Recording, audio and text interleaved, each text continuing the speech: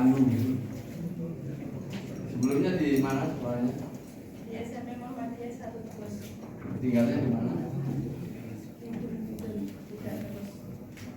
Orang tua kerjanya? Orang tua saya sudah berpisah. Terus saya sama Simba. Nah, Simba tinggal sama siapa? Ini. Bertiga sama kakak saya sama saya. Oh. Terus tinggal di rumah siapa itu? Ya. Iya. Terus banyak kerjaan? Tani. Tanah sendiri.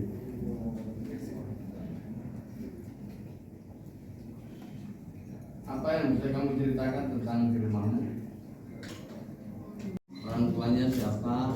Orang tua saya, ayah sudah meninggal. Ayahnya sudah wafat.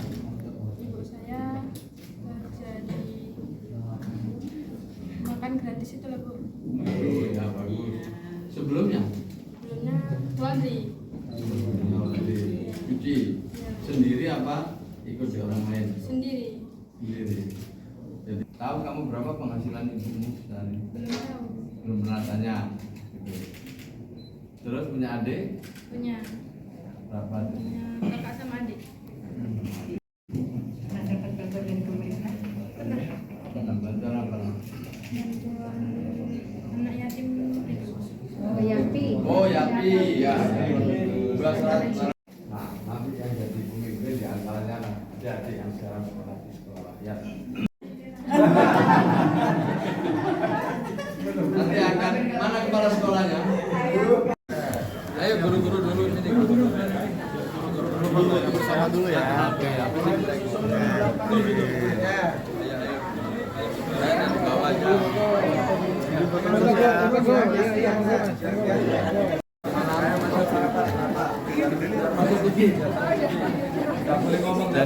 Jadi banyak kisah haru ya di sekolah rakyat ini.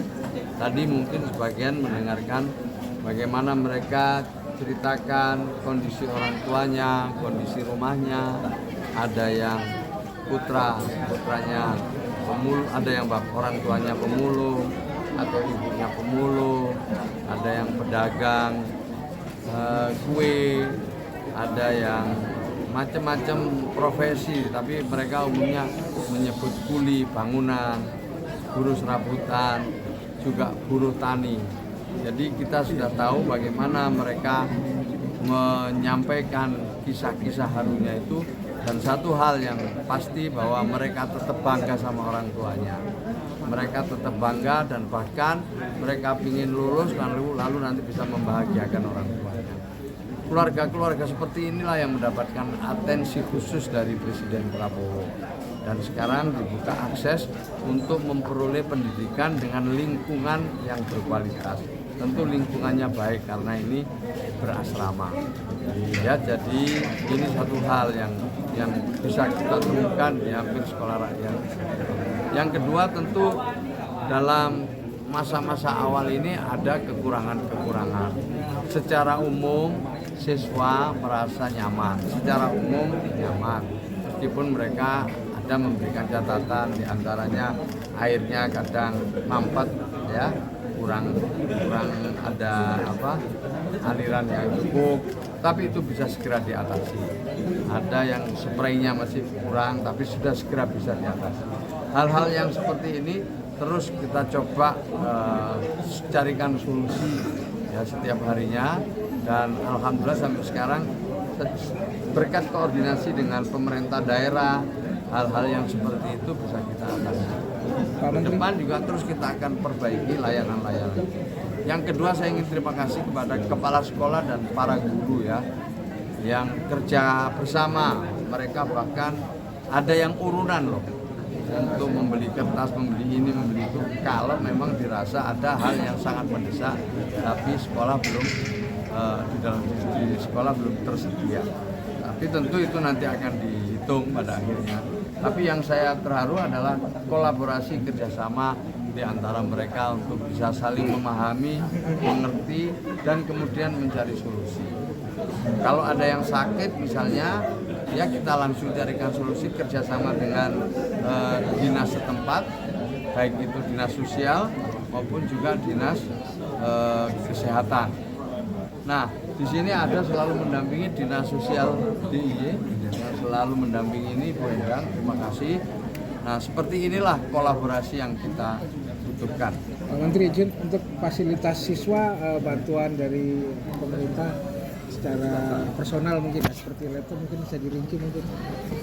Iya, sudah berulang-ulang kami sampaikan memang nanti dalam proses belajar mengajar di sekolah rakyat seluruh kebutuhan ya untuk belajar itu disediakan oleh pemerintah sesuai arahan Presiden Prabowo. Misalnya seluruh seragam-seragam ya, ada 8 jenis seragam, mulai dari seragam olahraga, seragam pramuka, seragam alma mater, kemudian juga baju tidur gitu, dan lain-lainnya lah, insya Allah nanti disediakan juga. Kemudian tadi disebut laptop, ada juga nanti kebutuhan makan itu mulai sehari 3 kali dengan 2 kali snack. Semuanya insya Allah disediakan dan mudah-mudahan ini membantu gizi anak-anak kita dan nanti ini membuat semangat belajarnya meningkat dan mereka bisa diketahui lebih jauh kemampuan, bakatnya, jeniusnya dengan teknologi DNA talent ya, yang menggunakan AI itu. Jadi dengan waktu seberapa jam kita sudah tahu